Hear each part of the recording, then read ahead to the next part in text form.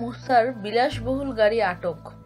আলোচিত ধনকুবের প্রিন্স মুসা বিন শমশেরের ব্যবহৃত বিলাসবহুল রেঞ্জ রোভার গাড়ি আটক করেছে শুল্ক গোয়েন্দা ও তদন্ত অধিদপ্তর। আজ মঙ্গলবার রাজধানীর ধানমন্ডি থেকে গাড়িটি আটক করা হয়। শুল্ক গোয়েন্দা ও তদন্ত অধিদপ্তরের মহাপরিচালক ডক্টর ময়নুল খান অর্থসূচককে এসব তথ্য নিশ্চিত করেছেন। তিনি জানান, শুল্ক গোয়েন্দারা তথ্য পায় প্রিন্স মুসা বিন শমশেরের কাছে শুল্ক ফাঁকি দেওয়া বিলাসবহুল রেঞ্জ রোভার গাড়ি ব্যবহার করছেন। আজ মুসার বাসভবনে অভিযান চালানো হয়। শুল্ক গোয়েন্দাদের উপস্থিতিতে টের পেয়ে গাড়িটি ধানমন্ডিতে মুসার এক আত্মীয়ের বাসায় লুকিয়ে রাখা হয়।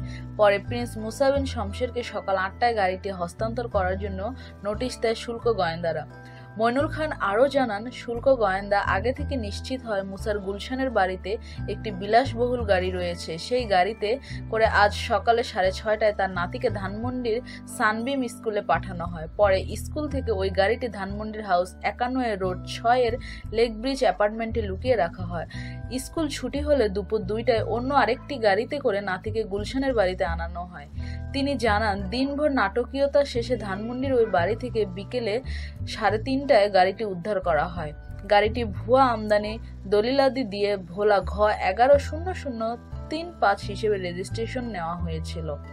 শুল্ক গোয়েন্দা ও তদন্ত অধিদপ্তরের মহাপরিচালক জানান, কাগজপত্র যাচাই করে দেখা যায় 2011 সালের 13 ডিসেম্বর চট্টগ্রাম কাস্টম হাউজের বিল অফ এন্ট্রির 130% শুল্ক প্রদানের মাধ্যমে খালাস করা হয়েছিল। পরে ভোলা থেকে গাড়িটির রেজিস্ট্রেশন করা হয়। এছাড়াও রেজিস্ট্রেশন গাড়িটির রং সাদা উল্লেখ থাকলেও উদ্ধারকৃত গাড়িটি কালো রঙের। কাস্টম হাউজের নথি যাচাই করে এই বিল অফ এন্ট্রি ভুয়া হিসেবে প্রমাণ পাওয়া গেছে। মুসার বাড়ির সিসিটিভি ক্যামেরায় ভিডিও ফুটেজ গ্রহণ করা হয়েছে। ভোলার বিআরটিএ থেকে জানা যায়, এই গাড়িটি পাবনার ফারুকুজ্জামান নামের এক ব্যক্তির নামে রেজিস্ট্রেশন নেওয়া হয়েছে। গোয়েন্দা তথ্য অনুযায়ী গাড়িটি মুসা বিন শমশেরের ব্যক্তিগতভাবে ব্যবহার করে আসছেন। শুল্ক আইন ও মানি লন্ডারিং আইনে তদন্ত শেষে মামলা ও পরবর্তী ব্যবস্থা নেওয়া হবে বলে জানান তিনি। নিত্য নতুন এসব খবর জানতে আমাদের সঙ্গেই থাকুন এবং সাবস্ক্রাইব করুন।